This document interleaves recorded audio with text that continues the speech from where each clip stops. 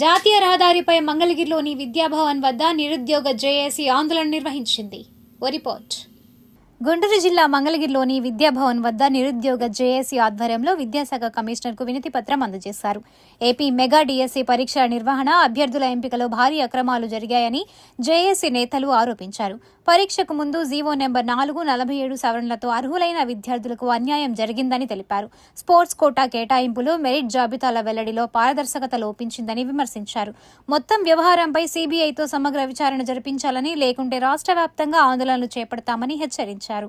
ఈ సందర్భంగా నిరుద్యోగ జేఏసీ కన్వీనర్ రామచంద్ర మాట్లాడారు. ఈరోజు ప్రధానంగా డిఎస్సిలో జరిగినటువంటి అక్రమాల మీద విద్యాశాఖ కమిషనర్ గారిని కలిసి ఒక వినతి పత్రం సమర్పించి సిబిఐ ఎంక్వైరీకి ఆదేశించవలసిందిగా కోరడం జరుగుతుంది. ప్రధానంగా డిఎస్సి మీద వచ్చినటువంటి ఆరోపణలు ఈ రాష్ట్రంలో ఉన్నటువంటి ప్రతి ఒక్కరూ తెలిసిందే.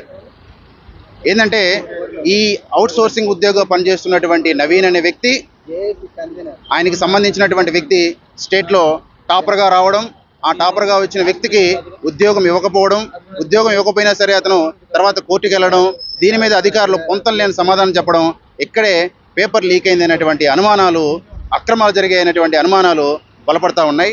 రెండోది, కరెక్ట్గా నోటిఫికేషన్కి ఒక రోజు ముందు ఏదైతే ఉందో దీనికి సంబంధించి ఒక జీవో తీసుకొచ్చారు, వివాదాస్పదమైనటువంటి జీవో. ఈ జీవో యొక్క ఉద్దేశం ఏంటంటే ఎటువంటి పరీక్ష లేకుండా, ఎటువంటి క్వాలిఫికేషన్ లేకుండా టీచర్ ఉద్యోగాలు కట్టబెట్టడం. ఇది దేశంలోనే నాకు తెలిసి బహుశా ఏ రాష్ట్రంలో కూడా జరిగి ఉండదు ఇంత దారుణమైనటువంటి విషయం.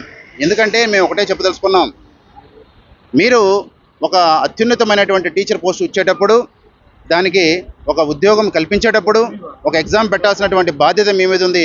ఎటువంటి ఎగ్జామ్ లేకుండానే మీరు టీచర్ పోస్టులు కట్టబెట్టారు, అది కూడా ఫేక్ సర్టిఫికేట్లతో, అన్ని అవకతవకలతో మీరు కట్టబెట్టడం జరిగింది. దీని మీద మేము అనేక సార్లు అధికారులను కలిసినా సరే, న్యాయస్థానం చుట్టూ, కోర్టు చుట్టూ మేము ఫైట్ చేస్తున్నా సరే ఇప్పటి వరకు న్యాయం జరగలేదు. నిరుద్యోగులకి న్యాయం జరిగే వరకు కూడా మేము దీని మీద పెద్ద ఎత్తున